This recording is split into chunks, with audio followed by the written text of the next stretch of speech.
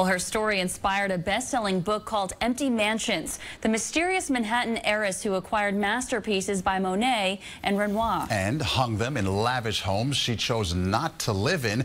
Now her treasures are up for auction. CBS 2's Tony Aiello with this sneak peek. She lived a wonderfully cultured life. You know, she was the heiress to a tremendous fortune and certainly surrounded herself with many of the trappings that one would expect. Trappings in this case include a Monet and 3 Renoirs. Artwork that hung for years in a lavish apartment on 5th Avenue, maintained but not occupied, along with empty mansions in Connecticut and California, while reclusive owner Huguette Clark spent her final decades living in a Manhattan hospital. She was quite the collector of many things.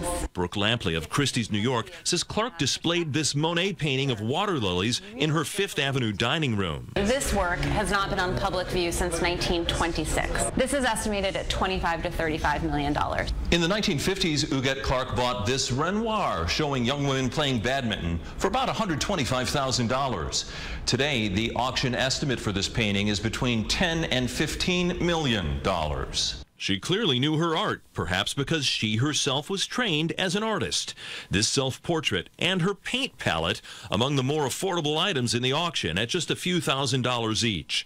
This 7 by 10-inch painting of Prospect Park by William Merritt Chase is valued at $700,000, while the Stradivarius violin Clark's father bought for her in 1920 is expected to go for millions. Altogether, the violin, chairs, furniture, and artworks expected to bring in $70 million at auction. In Midtown, Tony Aiello, CBS 2 News. And when Clark died in 2011 at the age of 104, her will was challenged by 19 distant relatives, most of whom had never even met her. Some of the auction proceeds will go towards a settlement. What's left will be donated to a foundation that promotes the arts.